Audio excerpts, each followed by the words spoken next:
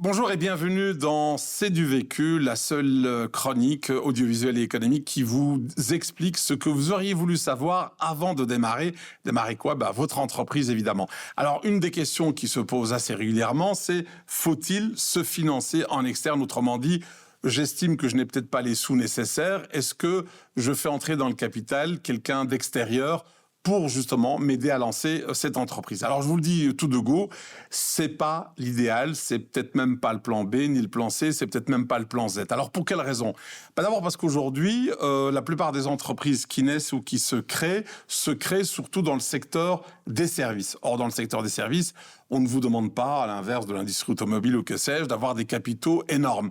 Donc, il y a vraiment moyen de lancer sa boîte. Et il y a d'ailleurs des entreprises qui existent, des statuts juridiques qui vous permettent de lancer votre entreprise sans mettre énormément d'argent au départ. Ça, c'est déjà la première raison qui évite de se financer en externe. Et puis la deuxième raison, c'est que même si vous avez besoin de quelques milliers d'euros au départ pour démarrer, eh bien, se pose la question de votre capacité à aller chercher des fonds. Puisque, comme vous le savez, ou vous le saurez très bientôt, quand vous lancez votre entreprise, le premier commercial, le premier directeur commercial de l'entreprise, c'est vous, le fondateur de l'entreprise. Et donc, souvent, ce sont les family and friends, donc des gens de la famille ou des amis, qui sont là pour vous aider. Ça veut dire quoi? Ça veut dire que vous n'êtes même pas capable d'aller convaincre des gens dans votre famille ou des amis proches de mettre 1 000 euros, 1 500 euros dans cette nouvelle aventure qui vous tient à cœur. Et ça pose un problème sur vos compétences commerciales. Si vous n'arrivez déjà pas à convaincre des gens que vous connaissez de longue date, comment allez-vous faire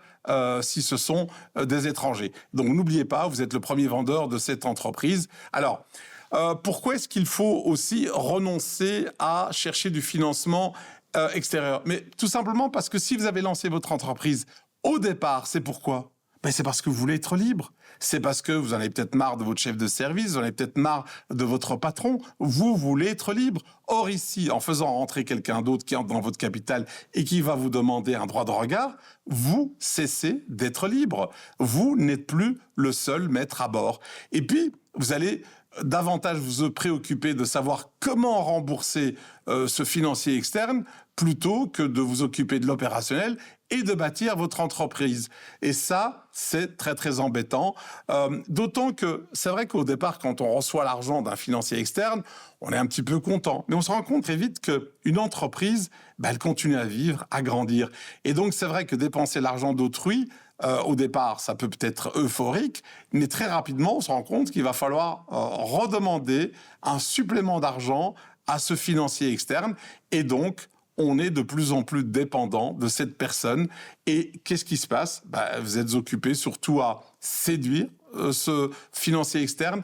Et les clients, vous finissez par les oublier. Ils passent un petit peu au second rang, alors que ça devrait être votre préoccupation principale, majeure, matin, midi et soir, exactement un peu comme ces entreprises qui fusionnent. Vous le savez, les entreprises qui fusionnent, qu'elles soient grandes ou petites, sont plus préoccupées d'intégrer des cultures, différentes, des outils informatiques différents. Et pendant ce temps, elles ne s'occupent plus de leurs clients et elles perdent des parts de marché. Et c'est ce qui fait que beaucoup de fusions d'entreprises se traduisent souvent, d'ailleurs, par des faillites. Et donc, la recherche de fonds, elle vous distrait, exactement comme ces fusions et acquisitions d'entreprises.